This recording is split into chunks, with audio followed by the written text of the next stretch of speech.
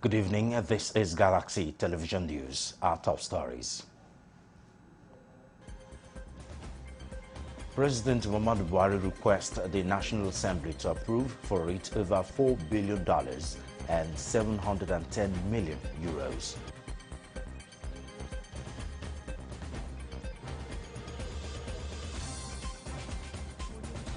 Delegation from the Defense Academy briefs House of Reps Committee on Defense on the security breach that took place at the Nigerian Defense Academy.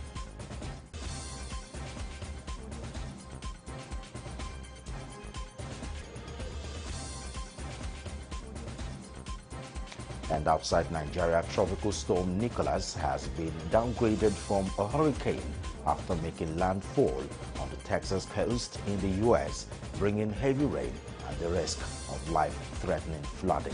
Those are our top stories. Details coming up in just a moment.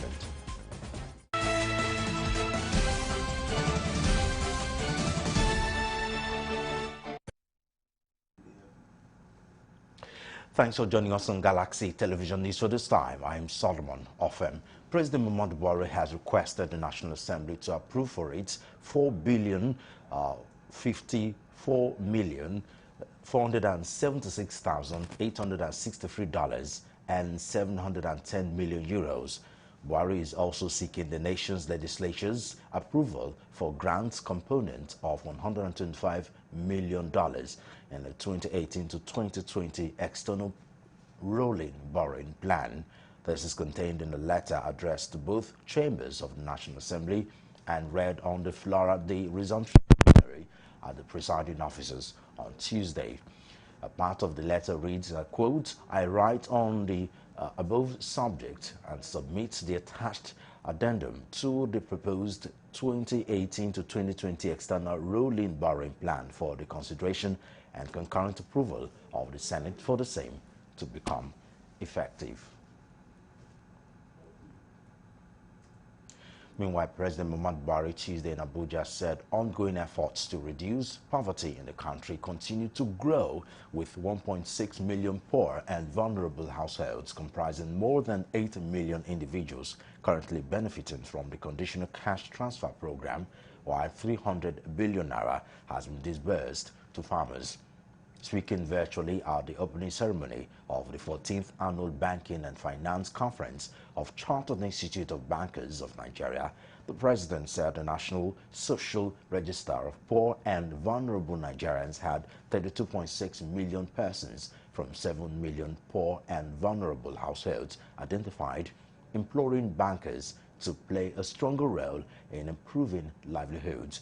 To further strengthen recovery and enable more Nigerians, President Buhari said last year he approved the establishment of InfraCo PLC, a world-class infrastructure development vehicle wholly focused on Nigeria, with combined debt and equity take-off capital of 15 trillion naira, managed by an independent infrastructure fund manager. A recent report from the National Bureau of Statistics revealed that Nigeria's gross domestic product grew 5.01% in the second quarter of 2021, the strongest rise since the fourth quarter of 2014. This is sharing news and an indication that the efforts of this administration at repositioning the economy is paying off.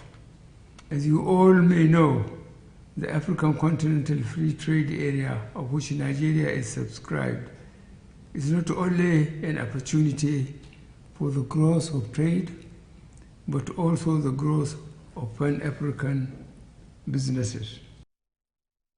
In a goodwill message, President Paul Kagame of Republic of Rwanda said exploring new technology in the banking sector with more focus on innovation will enhance financial inclusion, while the Central Bank Governor Godwin Emefiele said the regulatory body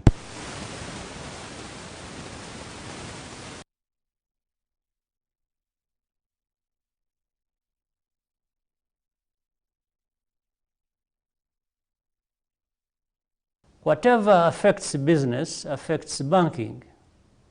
Financial services are the engine of private sector development.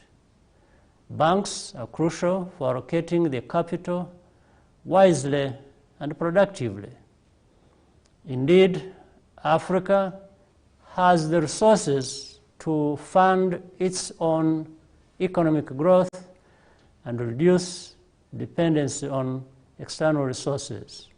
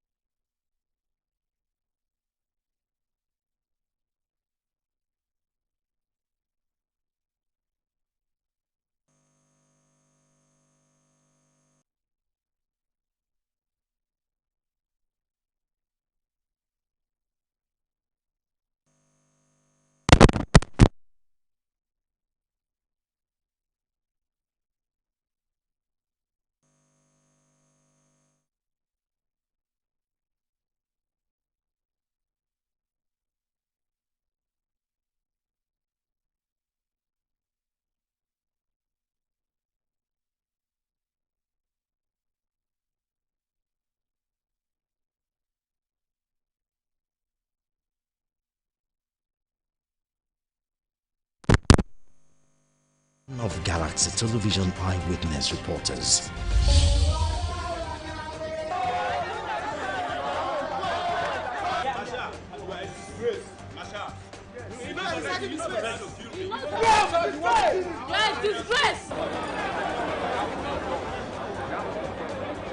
If you have breaking news around you, why wait to share it? Just avail our Galaxy News Eyewitness feature by sending your stories via WhatsApp now. All you need to do is send clips of the news around you as they break to 0818-6666-669. You can also stand a chance of getting 2,000 Naira worth of airtime if your story is used. Galaxy Television Eyewitness Reporters, breaking news around you from your perspective.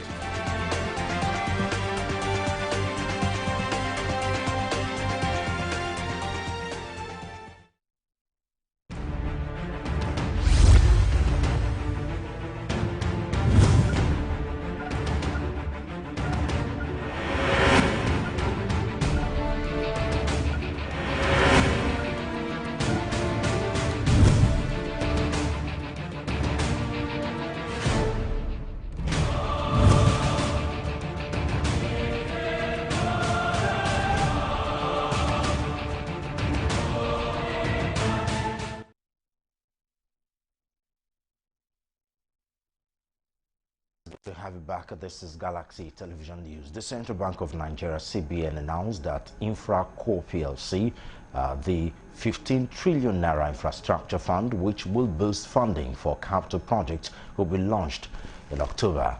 The CBN Governor Godwin Emefiele disclosed this on Tuesday in Abuja at the annual Banking and Finance Conference organized by the Chartered Institute of Bankers of Nigeria. He said that the project, which was conceptualized by the CBN alongside African Finance Corporation and the Nigerian Sovereign Investment Authority, will help to address the challenge of infrastructural deficit in the country.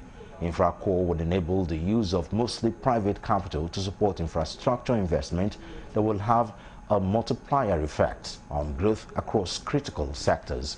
The purpose of the 15 trillion Naira being raised is to address some of the infrastructure needs while providing reasonable returns to investors.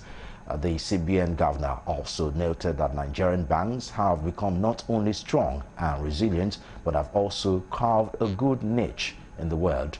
To consolidate on the growth and resilience of Nigerian banks in the last decade, he said the central bank will, in the next 12 months, be establishing the Nigerian International Financial Center.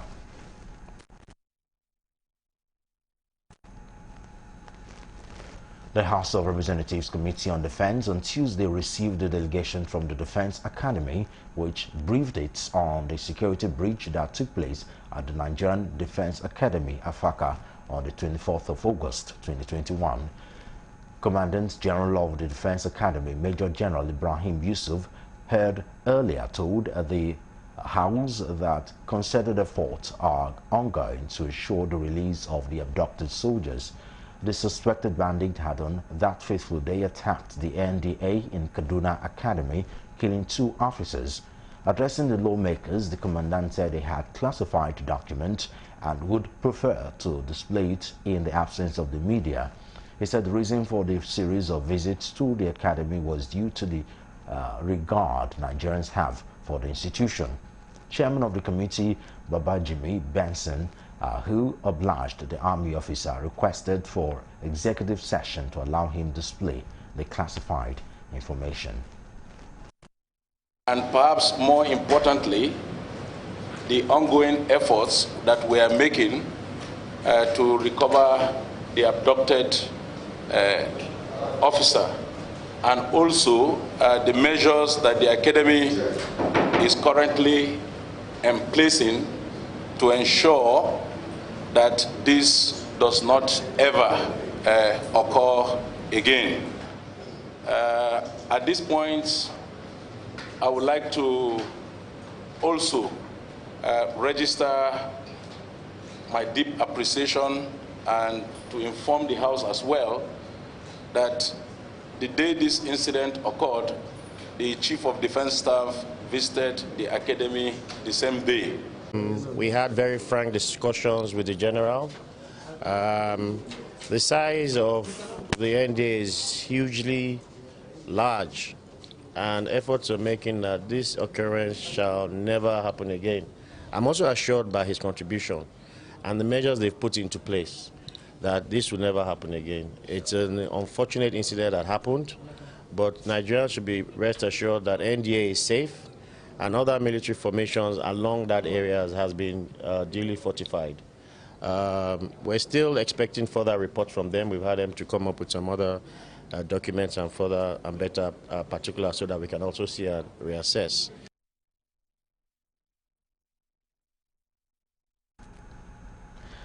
At least 114 out of 240 inmates who escaped from the Kaba Medium Security Custodial Center in Kogi State have been recaptured. Heavily armed gunmen stormed the Security Custodial Center in Kaba in Kogi State late on Sunday, freeing scores of inmates. It was unclear who the gunmen were, but criminal gangs have terrorized central and northwest Nigeria for years. Quote, "We have a total of 108 inmates rearrested," Nigeria's Correctional Service spokesman Francis Enobore told newsmen. Continued to quote, but as the day progresses, the figure will definitely increase, he added, saying several processes have been activated to ensure all inmates are rearrested. The gunmen invaded the prison, which had 294 prisoners in custody at the time, including 224 pre-trial detainees. A soldier and a police officer lost their lives in the attack, and Enobore later added.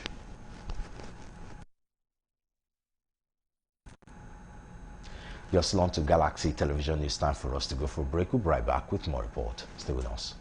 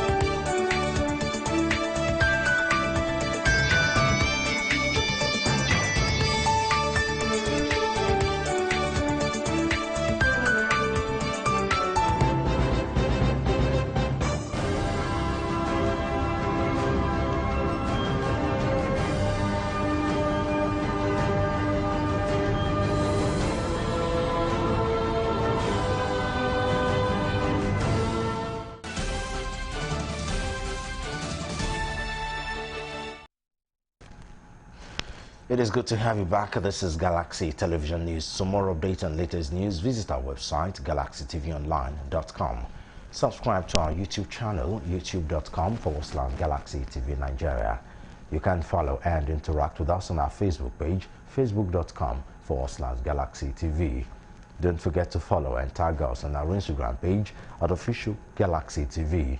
You can also avail our eyewitness feature via WhatsApp. If you have breaking news around you, simply share your story by sending short clips or videos of the news on 0818-6666-669. Our social media platforms are user-friendly and can always accommodate your live updates and comments.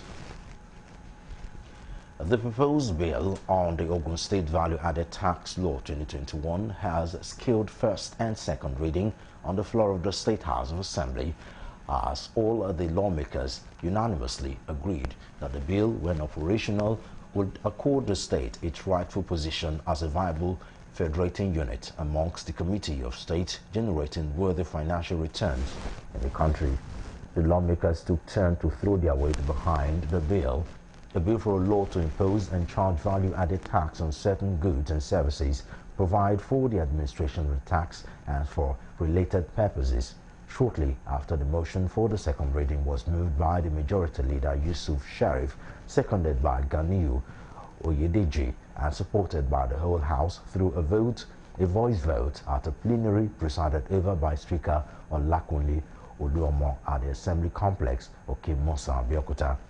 Responding, Speaker Oluomo lauded his colleagues, lawmakers, for their contributions to the bill and posited that the leading position of the state among the Committee of States and area of revenue generation must be complemented with equal remittance of allocation on a monthly basis from the Federation account, saying the passage of the new VAT law was part of the need for the fulfillment of fiscal federalism.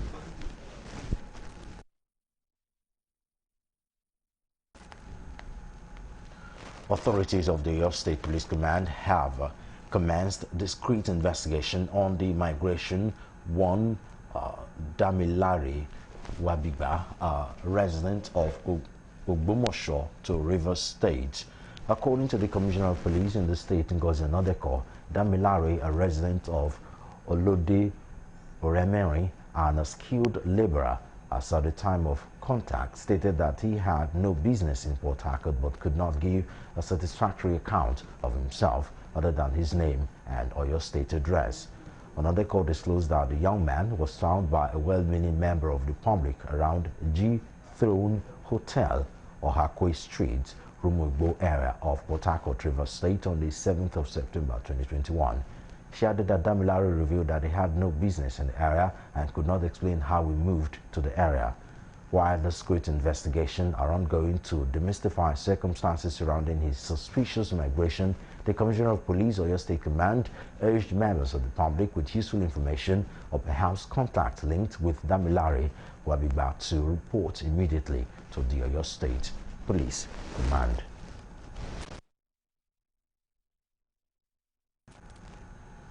A civil society organization, New Nigeria Initiative (NNI), has charged the Edo State government under the leadership of Governor Godwin Obaseki to do something urgently to curtail the activities of killer herdsmen ravaging the state, while embarking on a protest march to the secretariat of the Edo State chapter of the Nigerian Union of Journalists (NUJ) in Benin City. The group said it is unestablished that the Fulani herdsmen are the ones unleashing terror and fear in Edo State, citing yesterday's kidnapping of a PDP leader, Dixon Omasuge. The Secretary, Chairman, and the Edo State Chairman of the Nigerian Union of Journalists advised the governor and the state lawmakers to work on the bill to ban even grazing in the state. The issue of Fulani herdsmen has become an issue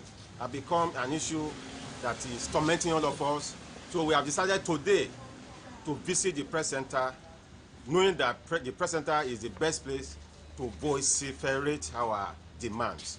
So we are demanding for the ban on open grazing law to be passed in Edo State. Ban on open grazing law. What is Governor Godwin Obaseki waiting for? Moved by the unspeakable horror being perpetrated by Fulani herdsmen, on the peaceful and law-abiding people of Edo State. It is on record that the New Nigeria Initiative, NNI, initiated a bill on the need to ban open grazing in Edo State. The Fulani herdsmen who have been invading our forest are still persisting. The Fulani herdsmen, they were driven by Amotekun in the west, in the southwest, and they have all relocated to our forest. Our parents, our mothers and fathers can no longer go to the farm. The federal government has been advised to restructure the health sector in order to ensure qualitative healthcare delivery in the country. The Provost College of Medicine, University of Ibadan, Professor Olayinka Onigbodun, who gave the admonition while speaking with newsmen at the sideline of an event in Ibadan. Galaxy correspondent Kunle Ojo reports that Professor Onigbodun stressed the need to decentralize the health sector to ensure that the 3 tiers of the health sector can be served by health personnel without being confined to the federal, state or local government levels.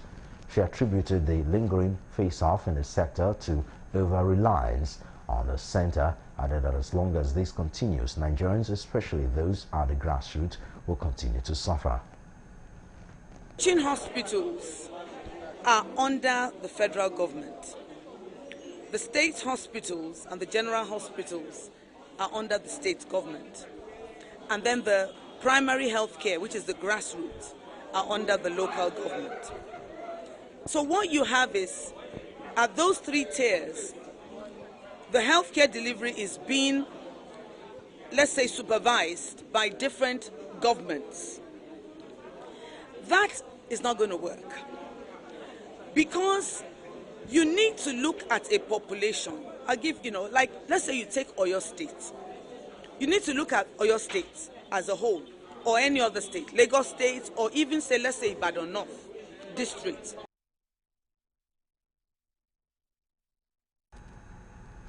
Star Summa International Scene is up next.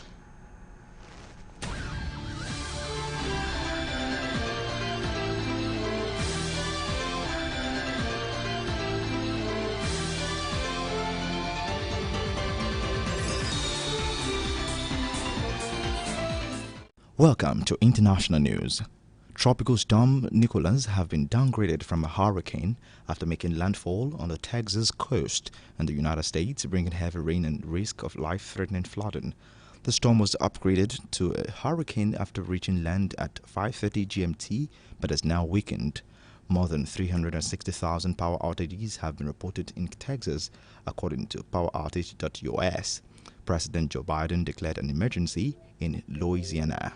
It comes just 2 weeks after Hurricane Ida, the 5th strongest to ever hit the U.S. mainland, killed dozens and left more than 1 million Louisiana residents without power. Nicholas is carrying maximum sustained winds of 70 mph, that's 110 km/h, weather officials said, and is expected to hit the Texas coast and upper Louisiana with 5 to 10 inches of rain. There could be rainfall of up to 20 inches across central to southern Louisiana, they said. The U.S. National Hurricane Center said that Nicholas had continued to move slowly inland and has weakened during the past few hours, but it warned that life-threatening flash flooding impacts, especially in highly urbanized metropolitan areas, are possible, and the National Weather Service called it a life-threatening situation. He warned that drainage systems still clogged from Ida could trigger flash floods. More than 119,000 homes and businesses remain without power in Louisiana due to Ida, he added. Texas Governor Greg Abbott declares a state of emergency in 17 counties and 3 cities. Hosting Mayor Sylvester Turner warned of flooding and urged the city's roughly 2.3 million residents to stay off streets and motorways.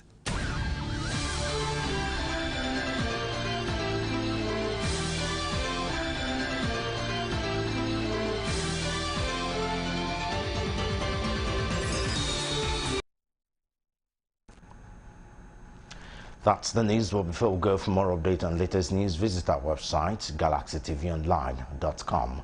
Subscribe to our YouTube channel, youtube.com/Galaxy TV Nigeria. You can follow and interact with us on our Facebook page, facebook.com/Galaxy TV. Don't forget to follow and tag us on our Instagram page at Official Galaxy TV. You can also avail our eyewitness feature via WhatsApp. If you have breaking news around you, simply share your story by sending short clips or videos of the news on 0818-6666-669. Our social media platforms are user-friendly and can always accommodate your live updates and comments. Thanks for watching Galaxy Television News. Join us again at 9. I'm Solomon Offem. Good evening.